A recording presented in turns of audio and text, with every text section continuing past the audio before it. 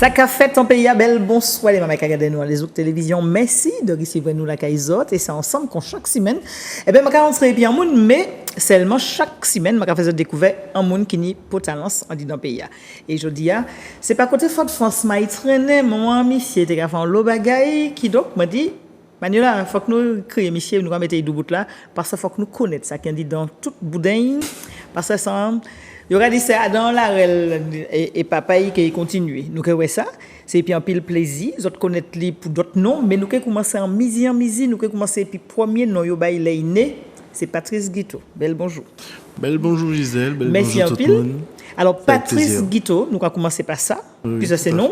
À misi nous que pour toujours changer nom, d'accord? Pas de souci. Alors vous c'est maman qui naît aussi par côté Fort-de-France? Non, je suis de Chelcher, je suis né à Chelcher, je suis un Chelcherois, mais je vis plus à Fort-de-France qu'à Chelcher. Et là, on va parler de la famille Guiteau. Il y a ouais que c'est une famille que toute matinitieux, puisque chaque monde a été capé tes hôtels, il a gagné un pied crochet. Est-ce que c'est dans même là, les Guiteau que tu connais qui a fait soulier orthopédique de Baïwan? On va dire que c'est un héritage des Guiteau, puisque nous sommes quasiment tous dans les pieds, en fait, ouais. Puisque mon cousin... Vous n'êtes pas des pieds, hein? Non, pas du tout. J'ai des cousins qui sont dans l'orthopédique et moi, je suis dans la cordonnerie, dans la création. Dans la cordonnerie, la création. Donc, nous, qui il a évolué parce qu'à présent, dans la cordonnerie, la création artistique, ouais. Et puis un petit peu déjanté, plus ou moins. Mais nous avons commencé l'orthopédie mamaï. Donc, qui manière où tu côté où fait l'école où est-ce qu'on est en joué mab est-ce qu'on est en fait la marelle des Baïwan? Oui, moi m'a fait l'école Fort-de-France. Émilie Fordin, pas loin. En mi-temps la ville, en mi-temps Fort-de-France.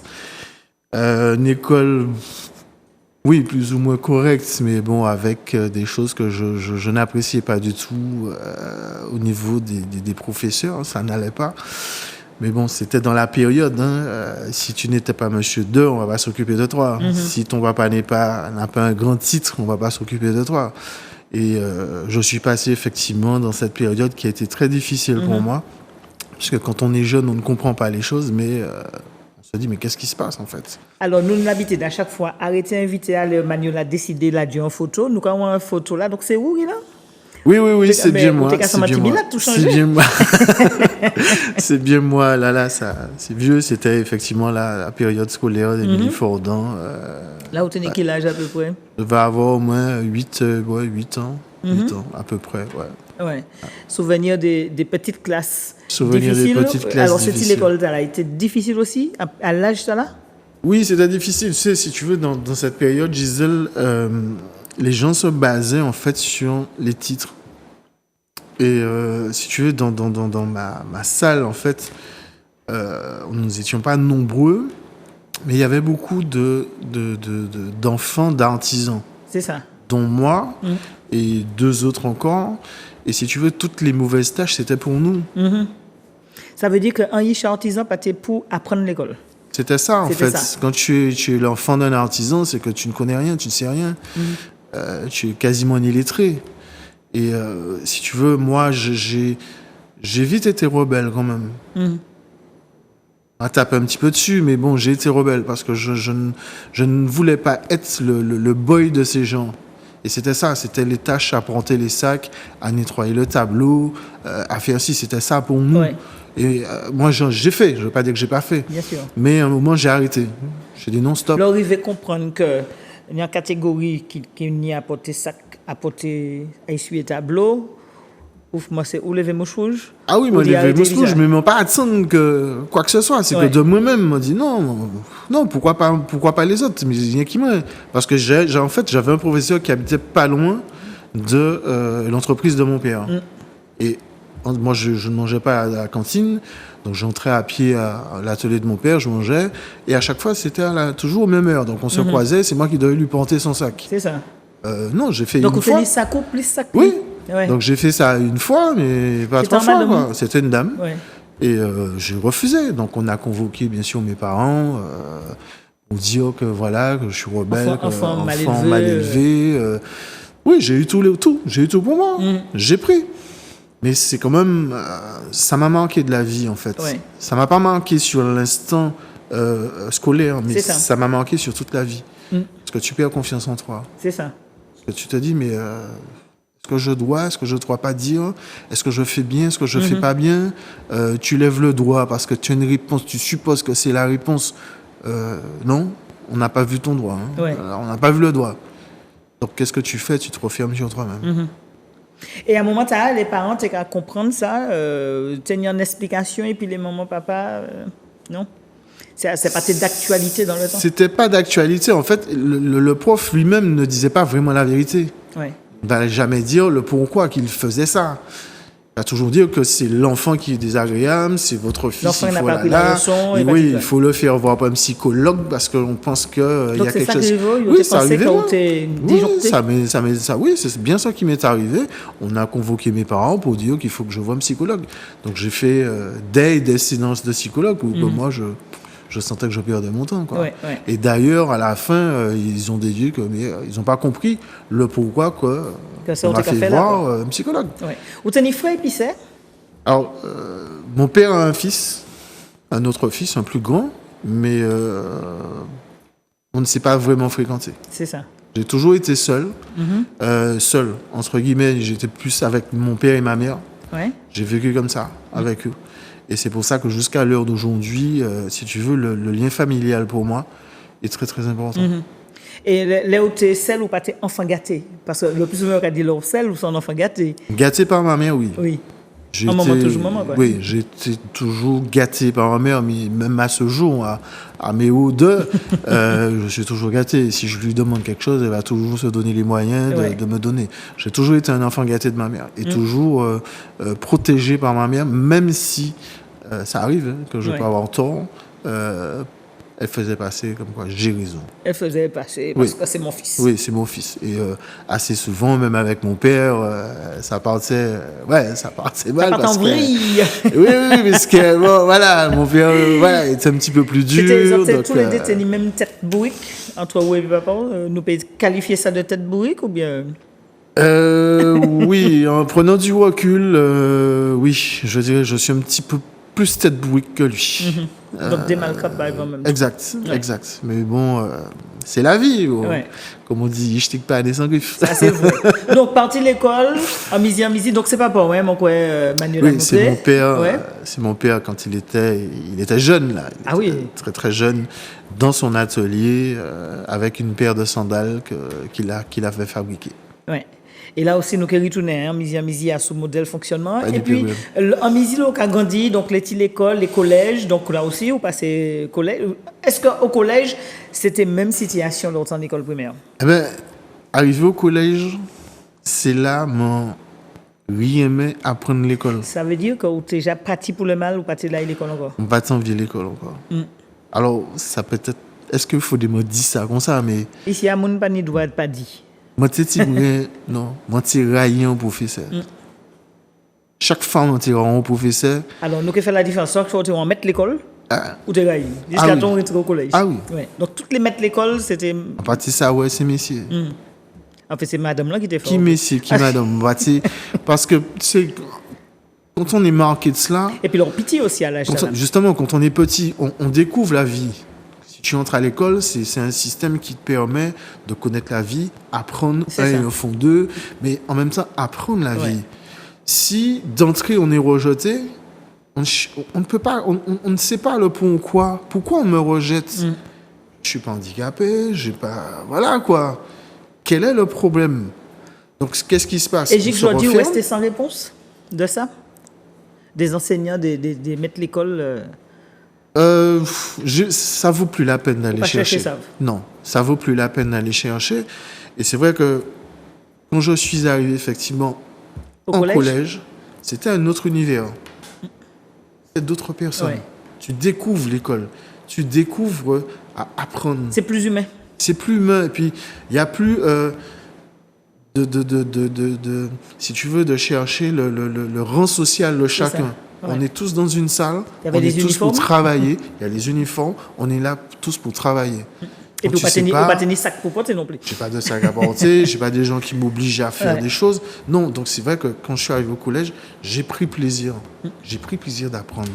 Et c'est là belle histoire où commencer. Ah oui, c'est là l'histoire. Donc, je supposer que c'est qu'à partir d'un moment seulement, on dit, ou on vit faire un métier, ou on vit apprendre un métier. Alors, pas vraiment dans cette partie. Il fallait attendre un petit peu plus, mais j'ai découvert les gens, j'ai découvert c'est quoi l'univers vraiment scolaire, et j'ai été délégué pendant toute mon année scolaire au collège. Donc la psychologie passait via rien. Rien. Donc j'ai été délégué de classe pendant toute l'année. Ouais. Et je me suis, si tu veux, remis en question, savoir qui vraiment je suis. C'est ça. Et qu'est-ce que je peux faire. Finalement, ce que les autres disaient, c'est pas ça que je fais aujourd'hui, quoi. Je suis pas ça. Pour réapprendre, comprendre quoi. Oui. Ouais. Et c'est compliqué à cet âge. Quand on a 14-15 ans, on se dit, mais qu'est-ce qui se passe, la vie? On a l'impression d'aller plus vite que les autres. Ouais. Mais en fait, non, c'est le début qui a mal commencé. Après, bon, j'ai appris, j'ai commencé à faire du business. Du business, hein? Oui, j'ai commencé à faire mon business. Pendant que tu étais au collège? Oui, pendant que j'étais au collège, je faisais du business. Ça, je vendais des stylos et des bracelets en cuivre. Des stylos et des bracelets en cuivre? Oui. Donc, on dit ou quoi? Oui, j'aimais, en fait, je suis entré dans le milieu business, commerce très tôt. Parce que je suis né dans ça. Parce que mon père était déjà, c'est un commerçant. Donc moi, je voyais comment que ça se faisait. Et moi, j'aimais bien avoir mon argent à moi. Et grand bonheur, vous faites affaire? Oui, très tôt. Donc, et sans que mes parents ne le sachent. C'est ça, en plus. Ils n'ont jamais su quoi que ce soit. J'achetais des stylos. Je ne veux pas dire la marque, je ne fais pas de publicité. Et je revendais. Et les bracelets, c'était un ami qui était au collège, que son frère, qui était Rasta, faisait des bracelets en cuivre. J'achetais et je revendais. Ce qui fait que j'avais toujours de l'argent dans la poche. Et ce qui fait toujours, ceux qui n'avaient pas, moi je profitais pour charmer les petites demoiselles de temps en temps, parce que ça fait partie. Ça aussi, ça fait partie, il ne faut pas se cacher. Et c'était 14 ans. Hein, oui, 14-15 ans. Ça veut dire qu'on va apprendre l'histoire à l'école encore? Ah, j'apprenais. Ah, quand même. Parce que j'avais quand même le défi et l'envie d'avoir de belles notes. Et je me donnais les moyens. C'est ça. Je me donnais les moyens de vraiment d'être au taquet sur le travail et avoir de belles notes. Je ne suis pas dit que je suis premier de la classe. Mais je ne cherchais pas d'être premier. C'était convenable. Mais c'était très convenable. Très convenable. Ouais. Et donc, ça a duré jusqu'en 3e? Jusqu'en 3e. Et puis, bon, là, tu commences à avoir les 16-17. Tu as envie de voir ta vie autrement, quoi. Donc, dans ma tête, j'ai. Ou pas parti pour les études longues? Ou pas de ça? J'ai commencé business non, ça ne m'intéressait pas. Ça ne m'intéressait pas. Ça ne m'intéressait pas parce que je n'aimais pas demander. Jusqu'à ce jour, je n'aime pas demander. J'aime avoir mes affaires et faire ce qu'il faut pour l'avoir.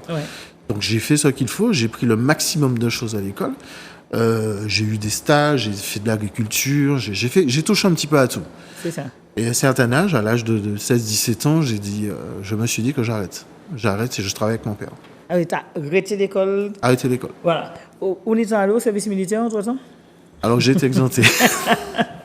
Au Couillonnayo, c'est ça? La caserne? On va dire ça comme ça. On va dire ça comme ça. Il paraît rétroactif, donc le on va dire ça comme ça. Non. À l'âge de 16 ans, effectivement, je vis avec mon père. Je lui ai dit, écoute, moi, je veux laisser tomber l'école et je vais travailler avec toi.